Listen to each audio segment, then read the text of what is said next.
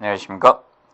이번 시간에는 그 5번에 건축물의 높이에 대해서부터 살펴보도록 하겠습니다. 자, 높이 산정의 원칙을 1번에 두고 있습니다. 자, 지평으로부터 그 건축물 상단까지를 높이를 기준으로 많이 잡고 있고요. 근데 건축물 1층 부분이 필로 T로 되어 있어가지고 이것을 뭐 경비실이나 이런 계단실, 뭐 이런 승강기실 이와 유사한 걸로 할 경우는 이 경우에는 이 제외를 시켜줍니다. 건축물 높이에서 그건 제외되는 부분이라고 써놓으십시오.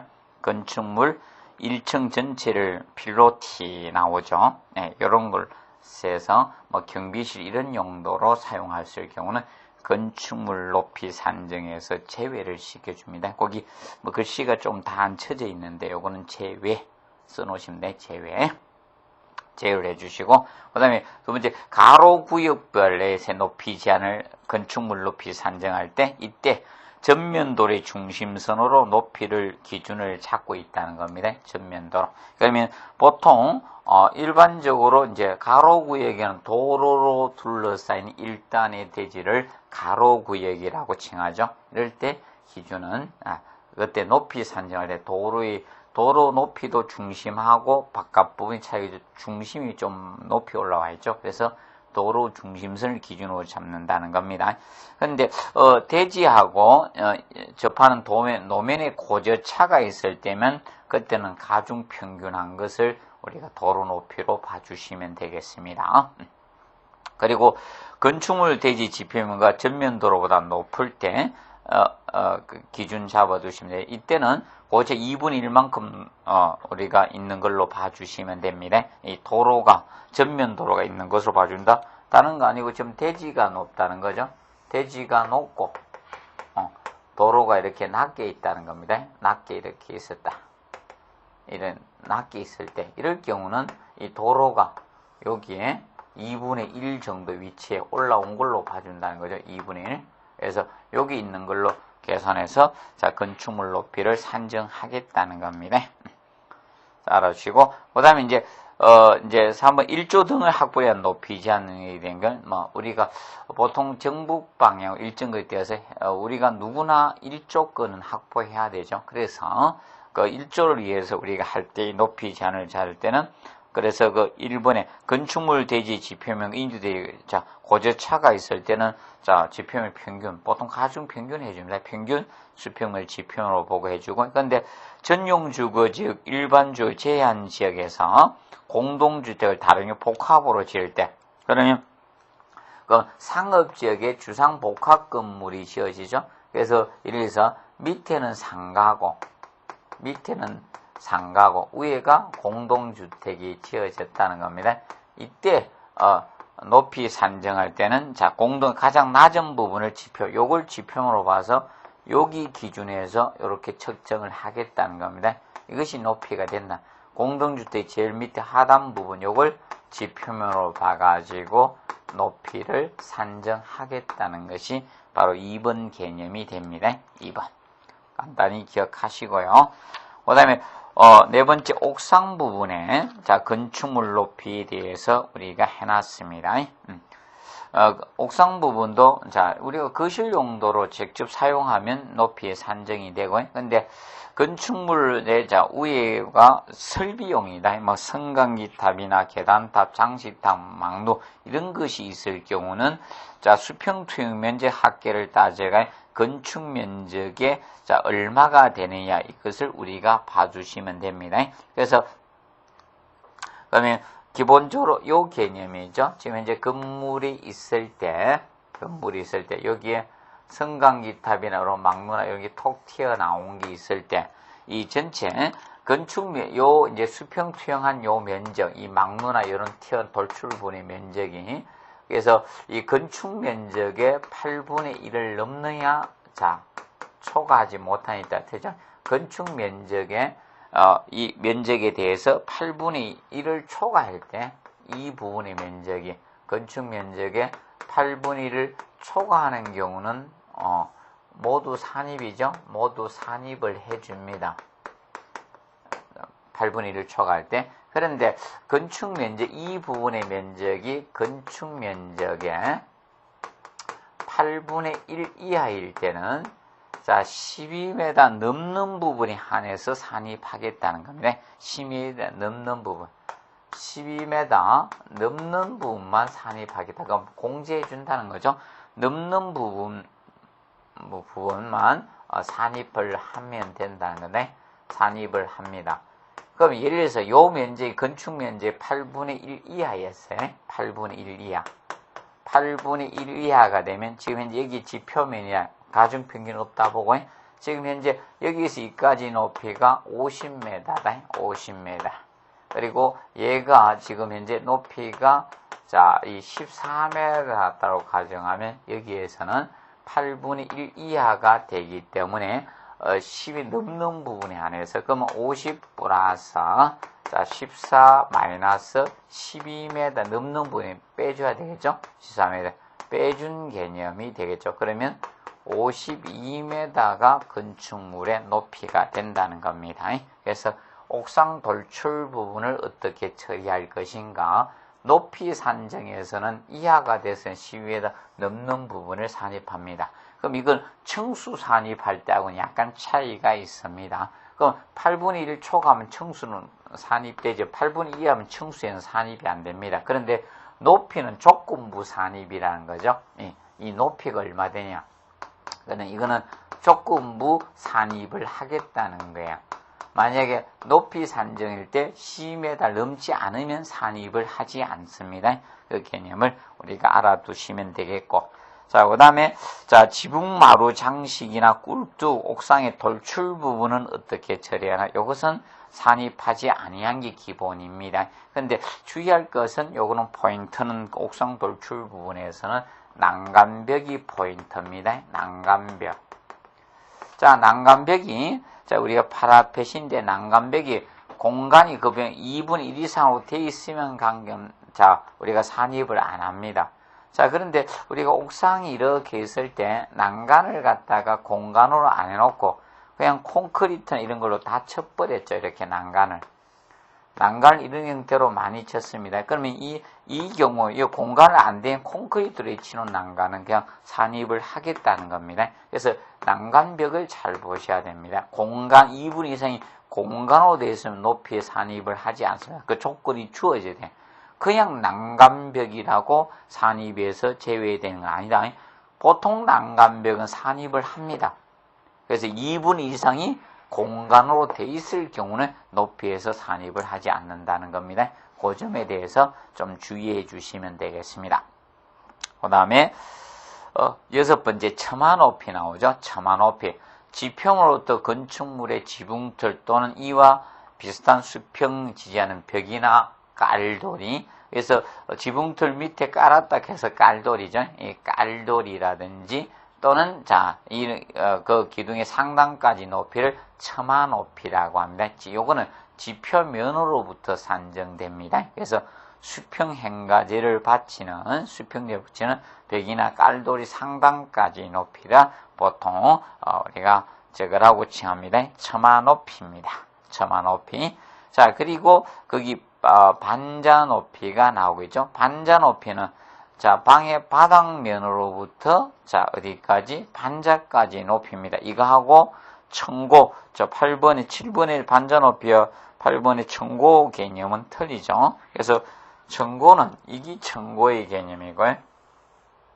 그래서 반자 높이하고 저 개념은 다릅니다. 그래서 여기 바닥판이 슬래브가 이렇게 있으면 그래서 바닥 구조체 윗면에서 위층 바닥 구조체 윗면까지 이 높이는 자 청고, 자 이 청높이의 개념이 되는 거고요.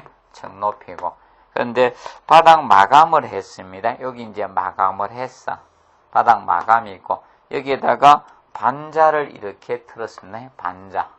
여기 반자를 이렇게 씌우겠다. 그러면 여기에서 여기까지 높이. 그러면 여기 바닥 마감에서 반자 마감까지.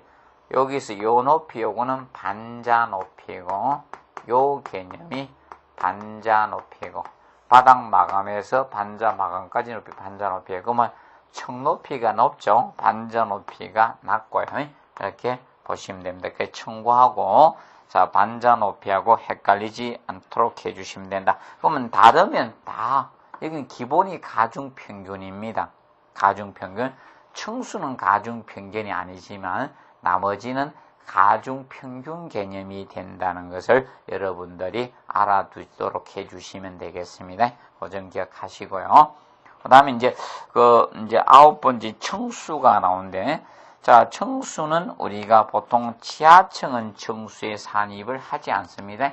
지상층만 층수에 들어갑니다. 그래서 지하층 부분이 어떨 때는 포함되는 경우도 있고 어떨 때는 제외되는 경우가 있는데, 그래서 일반적으로 아까 용적률 산정시 연면적에서도 지하층은 제외됐죠. 그러면 층수에서도 자 지하층은 층수에서도 제외를 시켜주고 있습니다. 제외를 시키는데 그러면 자 그래서 이제 층수에서 제외시키는 경우는 자 거기 보시면 자 먼저 승강기 탑 부분이 나와요. 승강기 계단탑 그러면 옥상 돌출 부분의 면적이 아까 높이 산정일 때는 8분의 1이 초과되면 수평투영 면적이 높이 산입을 했었습니다. 근데 8분의 1 이하일 때는 조건부 산입이었죠. 10이 넘는 부분에 한해서 산입했는데 요거는 자 8분의 1 이하냐 그 다음에 8분의 1 초과냐 이겁니다. 그래서 계단탑이나 승강탑 부분이 8분의 1을 초과되면 산입을 하는 거예요. 그런데 8분의 1 이하면 산입을 하지 않습니다. 층수에 안 넣어요. 이거는 조건부 산입도 없습니다. 그런데 높이 산정시는 조건부 산입이다. 10에 넘는 부분에 해서 산입했지만 층수에서는 제외가 됩니다. 그 점을 우리가 알아두시고 그 다음에 지하층은 층수에 산입하지 않습니다. 그리고 층의 구분이 명확하지 않을 때는 4m마다 해주면 된다. 근데 여기서 층의 구분이 명확하지 않다는 것은 이겁니다. 외관서 봐서 층의 구분이 명확하지 않는 이것은 명확하지 않는 게 아니고 이미 내부에 바닥판이 쳐져 있으면 이건 층의 구분이 명확합니다. 그러면 보통 뭔가 하면 저런 경우 있습니다. 뭐 전시회나 이런 거 한다고 이런 거 그런 거 한다고 이 굉장히 높이진 경우가 있습니다. 층의 구분 없이 하나의 공간 하여튼 저런 거 있죠. 무슨 이런 거 박람회 이런 거 한다고 공간을 굉장히 하나의 높게 진 경우가 있습니다. 그럴 때 4m마다 자른다는 거지. 여기에서는 층의 구분이 된 바닥판이 설계된 것을 4m마다 한다는 건 아닙니다. 그래서 높이 4m 하나의 층으로 산정해주고 그 다음에 층수가 다른 경우이죠. 한쪽은 층수가 높고 한쪽은 층수가 낮더라. 그러면 가장 많은 층수가 됩니다. 층수는 가중평균 하지 않습니다. 우리가 다른 데는 높이가 다르거나 이러면 가중평균을 하지만 이 층수에서는 가중평균을 하지 않습니다. 그래서 가장 많은 층수가 된다는 점을 우리가 알아두도록 해두시면 되겠습니다. 그 점 봐두시고 그 다음에 지하층의 지표면 상정. 자, 지하층이 이제 다르면 가중평균 해주시면 됩니다. 모르면 가중평균 기준점 잡아두시면 됩니다. 그 측면 봐두시고 그 다음에 이제 자, 2장에 이제 건축 과정에서 건축 허가 신고에 대해서 자 보도록 하겠습니다. 보통 건축물을 건축하려는 자나 또는 건축 대수선하려는 자 이런 자는 건축 허가를 기본적으로 우리가 받아야 됩니다. 근데 다른 거는 약간 틀리죠. 용도 변경은 아까 허가 대상도 있었고 그 다음에 신고 대상도 있었고 그 다음에 무엇이 있었는가 하면 기재 내용 변경 신청도 있죠. 그런 기본적인 이겁니다. 건축 허가를 받아야 되는 원칙론 이겁니다. 건축물의 건축하고 대수선 이 두 가지입니다. 이거는 건축 허가 대상 행위죠. 원칙은 건축 허가 대상인데 경미한 사항일 때 우리가 신고하고 할 수 있도록 해준 겁니다. 그런데 용도 변경은 상위군에서 하위군으로 갈 때는 신고였고 하위군에서 상위군 갈 때는 허가죠. 그래서 그거는 약간씩 편차가 있기 때문에 반드시 허가 대상 행위라고 할 수는 없습니다. 그리고 공작물은 일반적으로 축조 신고 대상이죠. 허가 대상은 아니고 이 공작물을 하기 위해서 건축법 일부를 준용하는데 축조 신고 대상이 됩니다. 그래서 건축물의 건축이나 대수전 할인자가 허가 신청을 보통 하게 됩니다. 그래서 이제 허가 대상 보통 허가권자가 일반적으로 보실 때 굉장히 범위가 넓죠. 허가권자. 그러면 이 건축 허가권자 개념이 건축 허가권자. 그래서 건축 허가권자가 특별자치시 때문에 이 허가권자의 개념이 2014년 이후에 시험 치는 7월 이후에 시험 치는 분들은 일반적으로 7월 이전에 시험 분들은 관계 특별자치시장을 몰라도 되겠지만 그래서 이후에 시험 치는 분들은 특별자치시장에 대해서 아셔야 됩니다. 그러면 그 전까지는 지금 현재 우리 이 교재에 나오는 특별자치도 시장, 군수, 구청장 이렇게 가주시면 되는데 우리가 알아두실 거는 그 7월 이후는 특별자치시장도 들어가주면 된다. 건축허가권자의 원칙적 허가권자하고 예외적 허가권자, 원칙과 예외적 허가권자로 나누어집니다. 그러면 7월 이후에 적용되는 것은 제가 붉은색으로 써드릴게요. 그래서 이 세종시가 특별자치시입니다. 자치시장. 그래서 이 특별자치시장도 원칙적 허가권자에 들어옵니다. 그러면 세종시에서는 세종시장이 허가를 내주는 겁니다. 그리고 특별자치도지사, 제주도가 특별자치도죠. 자치도지사 그리고 시장, 군수, 구청장이 됩니다. 시장, 군수, 이 구청장. 그럼 7월 이전의 적용은 요거고요. 그 다음에 7월 이후, 2014년 7월 이후에는 특별자치시장이 추가로 들어갑니다. 그리고 예외적인 허가권자가 특별시장하고 광역시장이 되죠. 특별시장하고 광역시장이 예외적인 허가권자가 됩니다. 그래서 허가권자의 이자들은 보여서는 안 됩니다. 국토교통부 장관하고 그 다음에 도지사, 일반 도지사는 허가권자가 아닙니다. 그래서 이자들이 허가권자가 됩니다. 원칙적 허가권자, 예외적 허가권자. 그래서 이 경우는 일정 규모 이상의 대규모를 지어야 되죠. 대규모 건물을 지어야지 일반적으로 특별시장, 광역시장의 허가권을 가지고 있습니다. 대표적으로 21층 이상이거나 연면적이 일정 이상 돼야 돼요. 10만 제곱미터 이상 되거나 이런 조건이 주어질 때. 근데 공장하고 창고는 아닙니다. 그래서 이 경우는 대규모가 주어졌을 때 특별시장, 광역시장은 그래서 21층 이상이거나 아니면 연면적이 10만 제곱미터 이상 됐을 때 기본적으로 두 가지 개념을 기억합시다. 그러면 이제 공장이나 있는 창고는 이자들의 원칙적 허가권자가 내준다는 겁니다. 공장, 창고 제외라고 해놨는데, 그러면 이거는 이 경우가 이자들이 허가권을 행사한다는 거고, 그 다음에 10분의 3 이상 정축으로 21층 이상이 되거나 연면 10만 이상 돼도 허가권은 이자들에게 있습니다. 그래서 대형 건물의 허가권, 특별시나 광역시는 그러면 특별시, 광역시는 건축 허가권이 이원화되어 있다는 겁니다. 이원화. 그러면 적은 건물은 구청장이 내주고요. 구청장이 내주고 대규모는 특별시장, 서울특별시에는 지금 현재 이원화되어 있다는 겁니다. 규모가 큰 건물은 이자에게 있고 특별시, 광역시는 그 다음에 소규모 건물 20층보다 적거나 공장, 창고 이런 것들은 구청장에게 있다는 겁니다. 그리고 일반 시에는 시장, 군수에게 있다는 거죠. 시장, 군수나 특별. 그런데 도에서는 특별자치도, 제주도의 경우는 특별자치도지사에게 허가권을 내주고 있다는 겁니다. 그 개념을 우리가 알아두시면 되겠습니다. 정리해 두시고.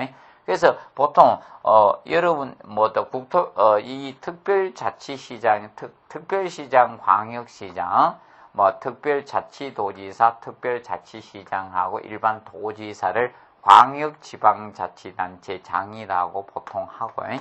그리고 일반 이제 시장, 군수, 구청장 이거는 지방자치단체장이죠. 이렇게 허가를 하고 있다는 겁니다. 그 점에 대해서 우리가 정리를 해 두시면 됩니다. 자, 그래서 기본적으로 보시면 그래서 이겁니다. 그러면 기본적으로 전국토에 대해서 전국토 거기 나오는 거는 거기 특별시장 군수 허가 대상 구역 그러니까 도시지역, 준도시지역 이거 옛날 규정이니까 요거는 하지 마십시오. 고속도로 경계선 나오는 거.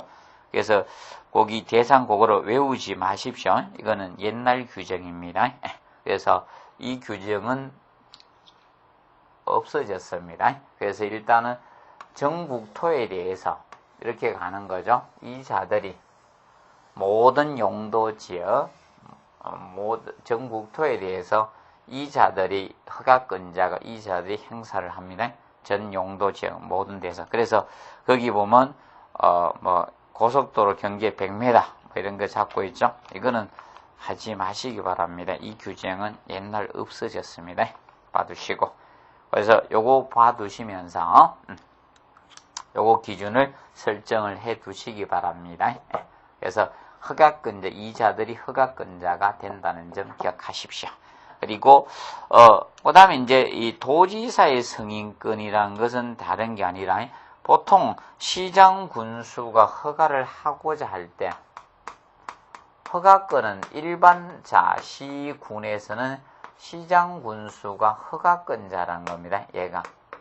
얘가 허가권자인데 자, 일정 규모, 일정 요건에 해당되면 시장 군수가 허가를 하기 이전에 앞서서 도지사에게 사전 승인 신청을 해서 사전 승인 신청을 해가지고 자, 이 사전 승인을 받아가지고 허가를 하란 겁니다. 사전 승인. 그래서 예를 들어서 이겁니다. 갑이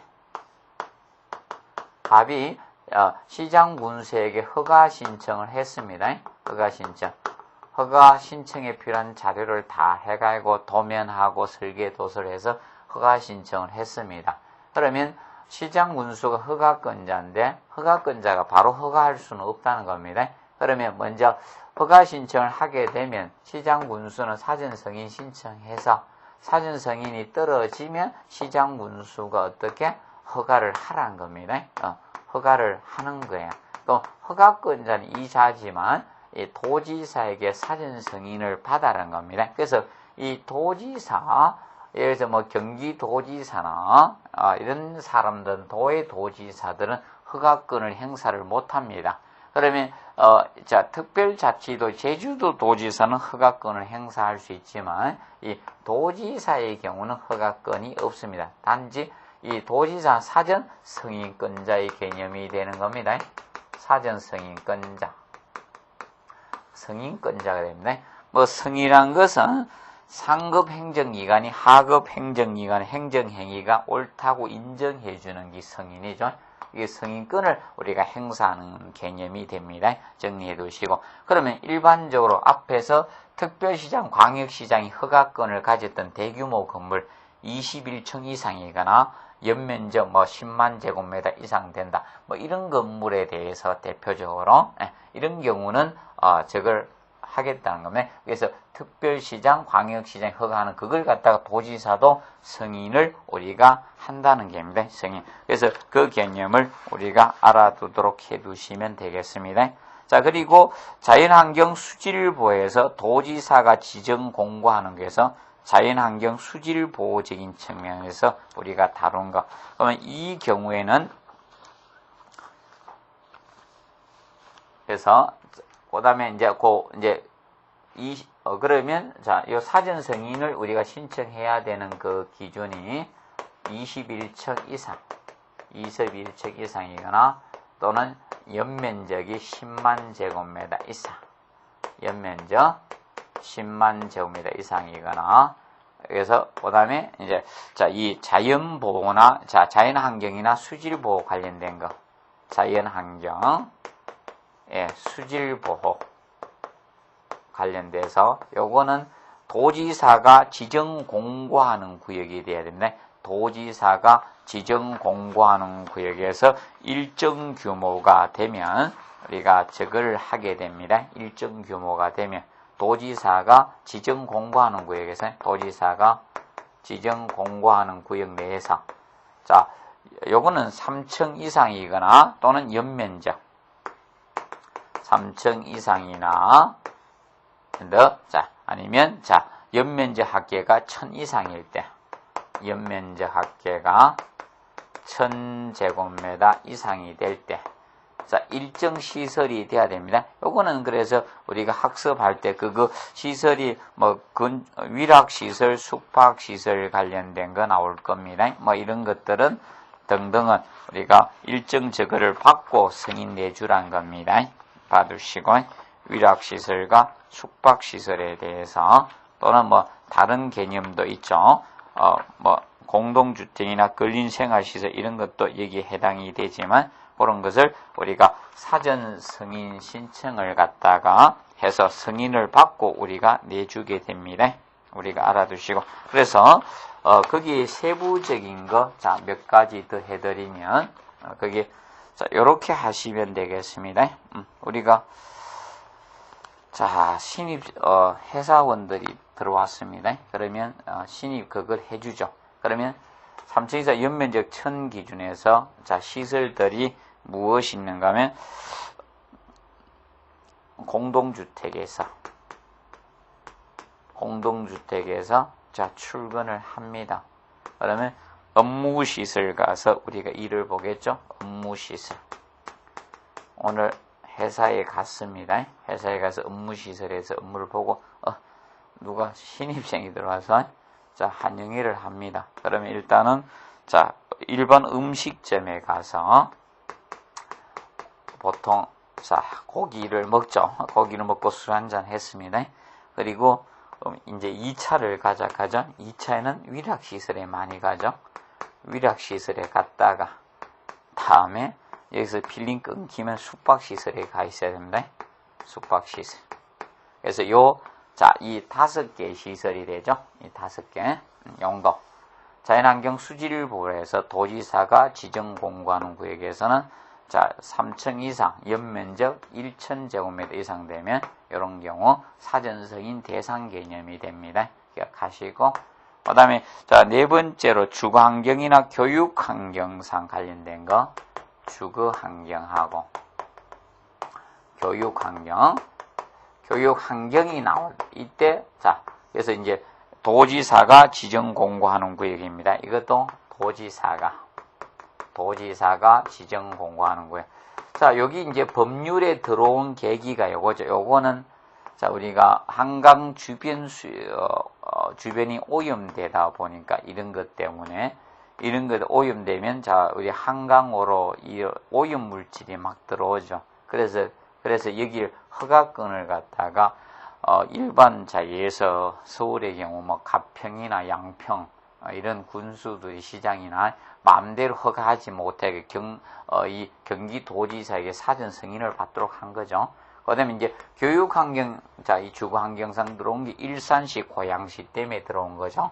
그래서 뭔가 하면, 분명히 도로는 이렇게 있는데, 이 도로를, 신도시를 세우다 보니까, 여기는 상업지역이고, 여기가 주거지역입니다. 주거지역이 도로를 경계하다 보니까, 여기 아파트 막 학교하고 아파트 세워놨는데 여기가 상업적이니까 나이트클럽이 들어오는 겁니다. 그러면 참 좋겠습니다. 번쩍번쩍하고.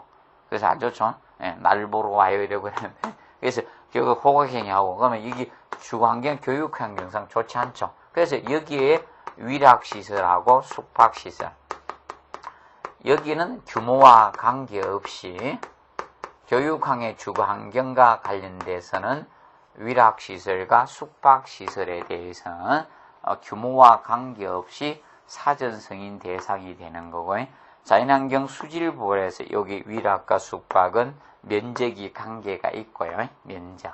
그래서 이거는 면적 관계없이 그 대상이 된다는 점을 우리가 알아두시면 되겠습니다. 그래서 그 개념을 우리가 정확히 이해를 해주고 가주시면 되겠습니다.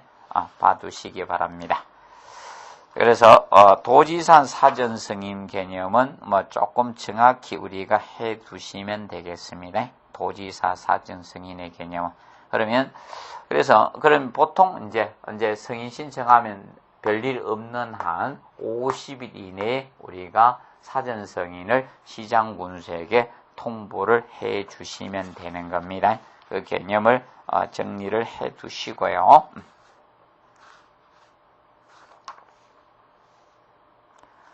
자, 그 다음에 이제 네 번째, 그 특별자유시장군수구의 건축신고로서 허가의 가로막기, 건축신고, 허가의 특례죠?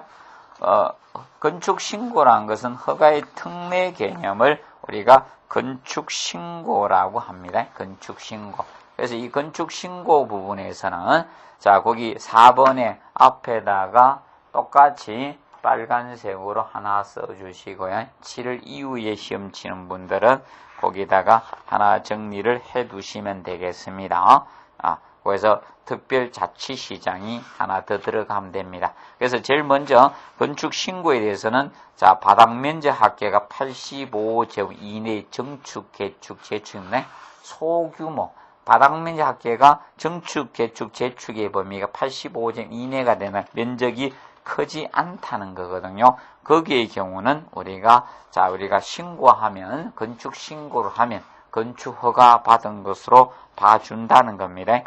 특례가 인정된다는 개념이고요. 그 다음에 2번이 국토의 계획 및 이용에 관한 법률의 관리지역, 농림지역, 자연환경 보전지역, 우리가 용도지역을 전국토를 4개 용도지역으로 나누고 있습니다. 도시지역, 관리지역, 농림지역, 자연환경 보전지역이 있는데 그럼 도시지역 외니까 비도시지역 되겠죠. 그래서 연면적 200제 미만이고 3층 미만 소규모 건물을 지을 때는 예외를 인정을 해주겠다는 겁니다. 예외. 그래서 이 경우는 신고로서 됩니다. 그러면 여러분이 도시지역에서는 아니고요. 도시지역. 여러분들이 서울시에서 짓거나 이런 도시에서 지을 때는 그것이 적용이 되지 않습니다. 그러면 우리가 촌에서 지을 때 관리지역이나 농림지역, 자연환경 보전지역에서 우리가 할 때 요 규정을 적용하게 됩니다. 신고를 할 때 소규모 건물에서 그러면 연면적도 200개 미만이고 3층 미만이네요. 그럼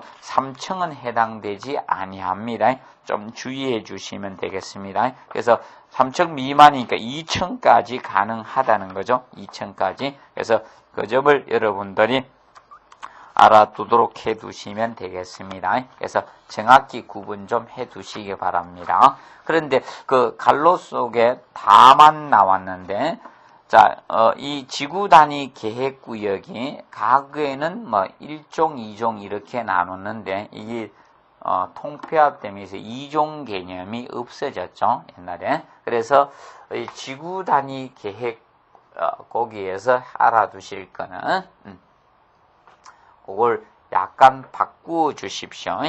그래서 다만에서 우리가 지구 단위 계획 구역에 제2종을 2종을 빼면 됩니다. 지구 단위 계획 구역이라 해 주시고요. 그다음에 이제 7월 이후에 시험 치는 분을 대해서 하나 써 놓습니다. 7월 이후 2014년 7월에는 여기는 새로 이제 추가되는 게 들어갑니다. 그래서 방제지구 등으로서 우리가 제취약지구로서 취약지역으로서 이 대통령령 시행령이죠. 대통령령으로 정하는 지역. 정하는지요? 요 경우는 예외입니다. 그러면 여기에서는 안 된다는 겁니다. 여기에서는 허가 대상이란 겁니다. 이거는 허가라는 겁니다. 허가 대상이 된다는 점을 우리가 알아두시면 되겠습니다. 이 부분은 신고 대상이 아닌 허가 대상이 된다는 점을 우리가 정리를 해 두시기 바랍니다. 이거는 신고가 아닌 허가 대상이다. 정리를 해 두십시오. 허가 대상이 된다는 점 기억을 하시고 허가 대상이다. 그래서 그 점 기억을 해 두십시오. 자, 그리고 그 다음에 이제 거기 보시면 3번에 연면적이 200제곱 미만이고 3층 미만인 건축물의 대수선. 그러면 소규모 대수선에 대해서는 일반적으로 신고하면 허가받은 것으로 인정해 주겠다는 거죠. 그것이 3번이고요. 4번 주요 구조부 해체가 없는 대수선에 대해서 우리가 다루고 있습니다. 그러면 여기서 대수선은 우리가 앞에서 배웠던 대수선 전부가 해당되는 게 아니라 대수선에서 일반적인 정설이나 해체 변경에 관련돼서는 안 돼요. 여기서는 오로지 수선이야. 여기에서 이제 신고로 가름할 수 있는 대수선은 이런 정설이나 이건 안 됩니다. 정설이나 해체나 변경 부분은 다 허가 대상입니다. 이거는 허가고요. 신고로 되지 않습니다. 그러면 신고로 되는 것은 대수선 중에 수선입니다.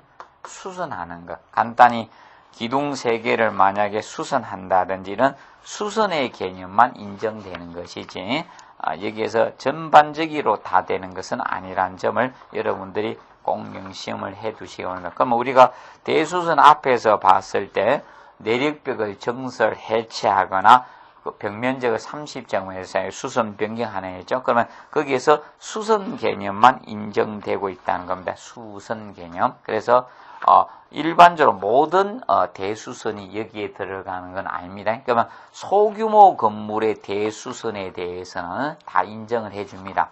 그래서 아까 3층 미만이면서 연면적 200제곱미터 미만의 우리가 대수선 개념은 인정을 합니다. 이런 경우는 전부 다 신고로서 가름을 할 수가 있지만 일반 이 정설 해체 개념 큰 대규모 건물 예를 들어서 우리가 10층짜리 건물이었다 5층짜리 건물이었다 이런 경우는 인정을 안 합니다. 정설 해체 이런 것은 수선에 대해서 그러면 기둥을 3개 수선한다 또는 볼을 3개 수선한다 이런 경우이죠. 벽면적 얼마 수선한다 이런 거에 대해서는 인정을 해준다는 겁니다. 그거하고 혼돈하지 않도록 여러분들이 정리를 해 두어 가주시기 바랍니다. 그래서 좀 주의를 해 주시기 바랍니다.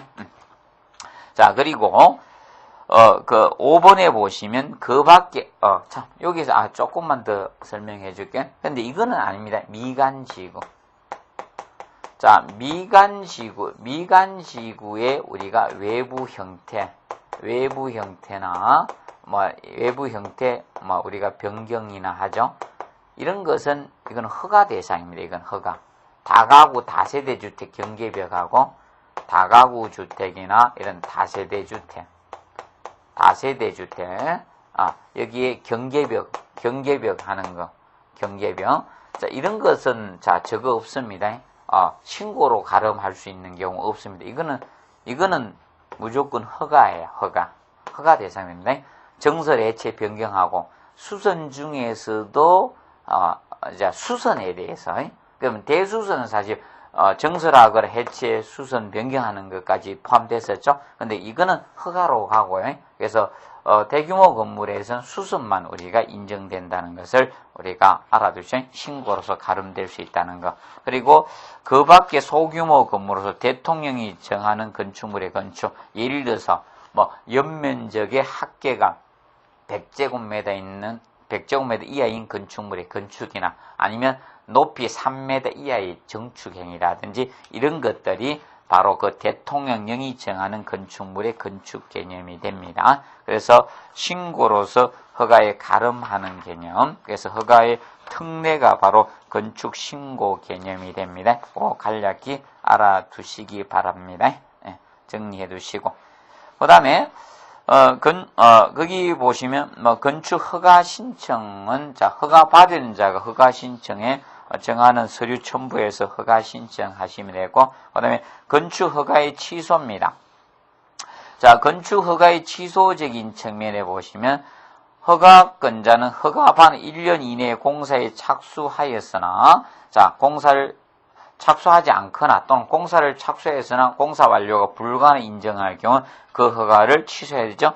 이 취소는 허가의 기속적 취소입니다. 이 경우는 허가를 반드시 취소해야 된다는 거고요. 근데 거기 2번 정당한 사유가 있다고 인정했을 때는 1년 이하의 범위 안에서 그 부분을 우리가 연장할 수 있도록 해줬습니다. 자, 그 측면을 보면서 자, 그런데 이제 주의할 점은, 자, 여기에서 기본적으로 허가권자 허가 받은 날로부터 1년이라고 규정하고 있습니다. 1년. 그 1년의 개념을 갖다가 약간 추가되는 경우가 있기 때문에, 그거에 대해서, 자, 정리해 드리도록 하겠습니다. 그래서 어떤 경우에는 그 1년이 아닌가 하면, 그래서 산업 보통 직접 이 활성화비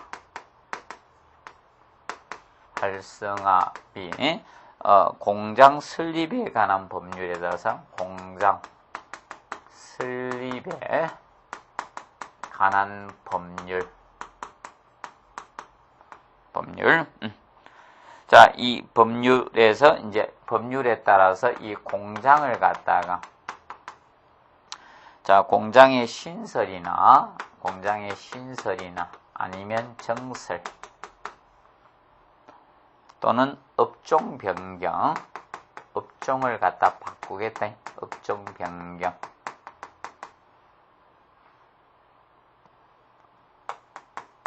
자, 이 승인을 자, 받은 공장, 승인을 우리가 받은 공장의 경우는, 자, 요 경우는 그 1년을 봐주지 않고, 이거는 3년을 봐줍니다. 3년이 됩니다. 3년. 그런데, 다만, 예외는 있습니다. 다만, 자, 이 농지법에 따라서 농지를 전용하겠다. 전용. 원래 전용이라는 것은 다른 용도로 우리가 쓰는 것을 전용이라고 합니다. 전용. 농지 전용 허가나 허가 또는 자, 농지 전용 신고입니다. 이 정령 신고에 의제된 이 경우에 대해서는 의제된 이 공장의 경우는 2년으로 봐줍니다. 2년. 그래서 연수가, 자, 기본은 1년이 기본인데, 요 경우 공장은 예외를 인정하고 있다는 겁니다. 공장의 경우는. 그래서, 기본적으로 요거는, 자, 3년. 요것은 2년으로, 그래서 요 농지 전용 허가나 농지 승용 신고에 의제된 경우의 공장의 경우는, 요거는 2년이 됩니다. 2년. 그래서, 약간 차이가 있습니다. 그래서 보통은 1년을 기산점사 씁니다. 1년 이내 공사에 착수하지 않으면 건축 허가를 취소를 우리가 하게 됩니다.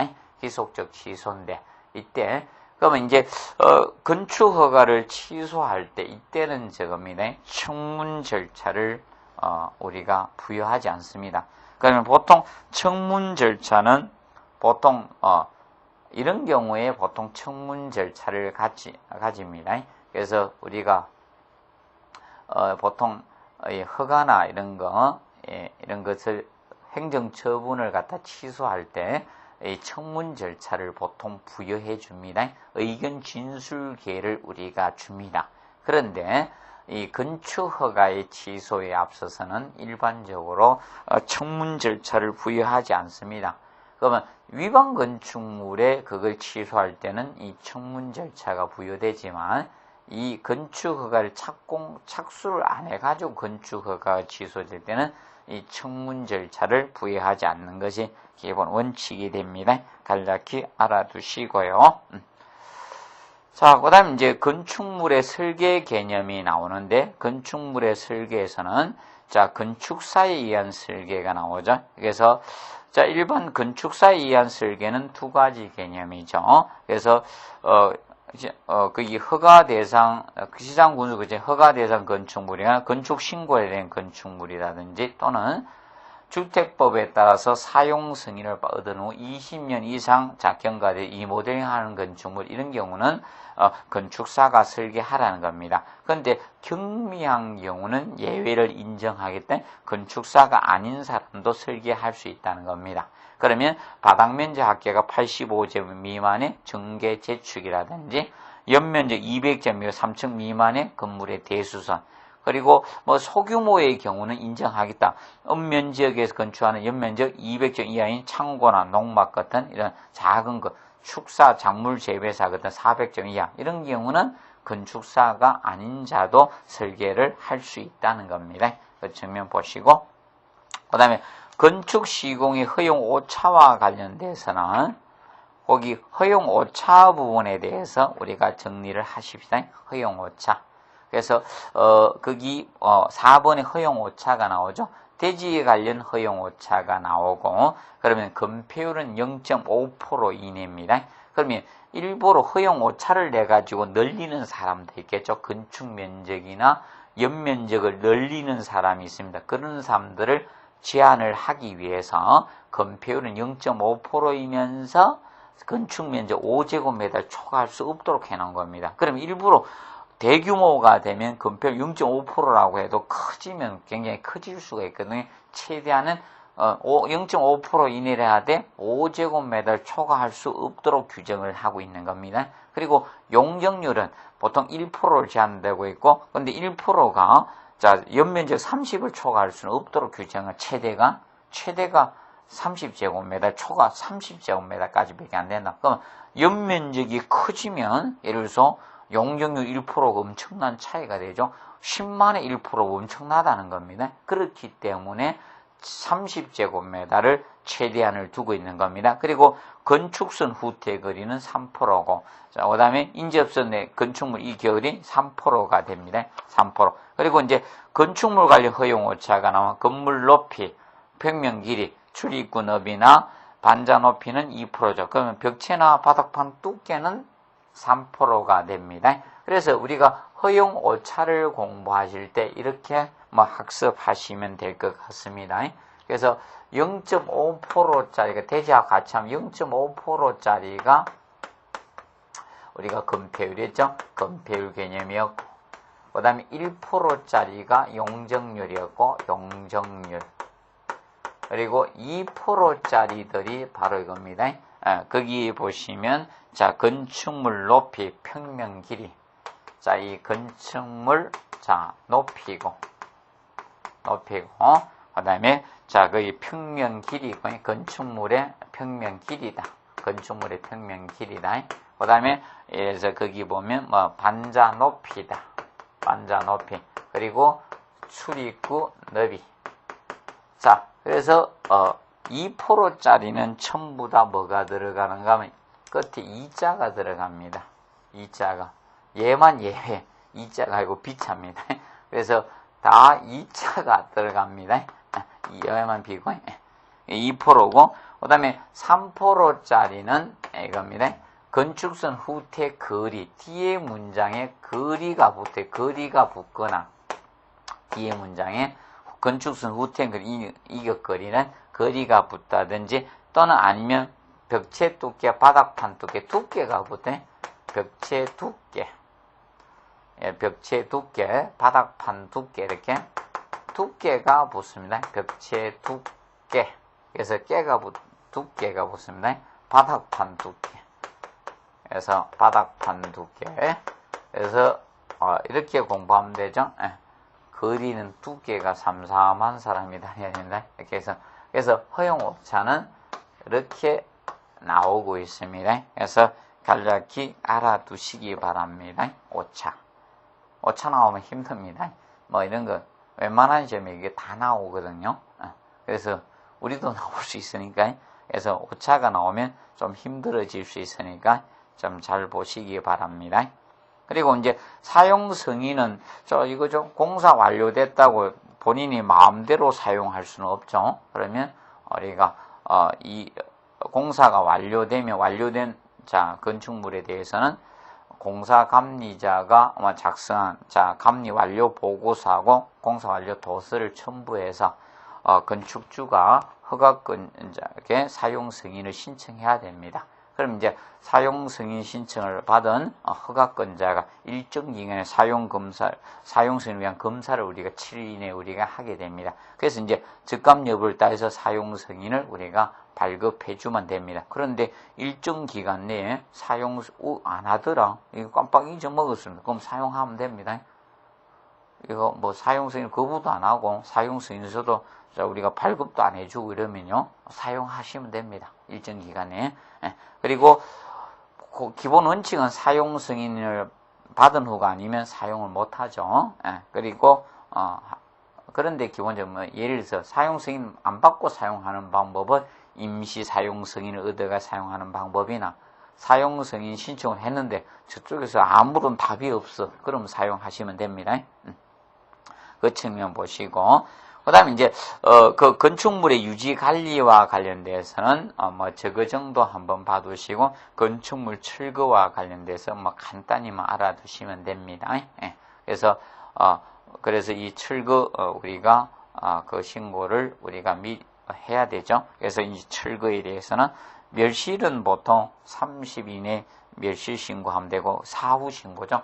멸실은 사후 신고고, 철거 신고는 인간의 자유에서 하니까 사전 신고 제도가 됩니다. 그래서 사후 신고 제도하고 구분을 좀 해 두시면 되겠습니다. 그래서 이번 시간에는 여기까지 마무리하고 다음 시간에 건축물의 대지와 도로 부분에 대해서 우리가 살펴보도록 하겠습니다. 자, 수고하셨습니다.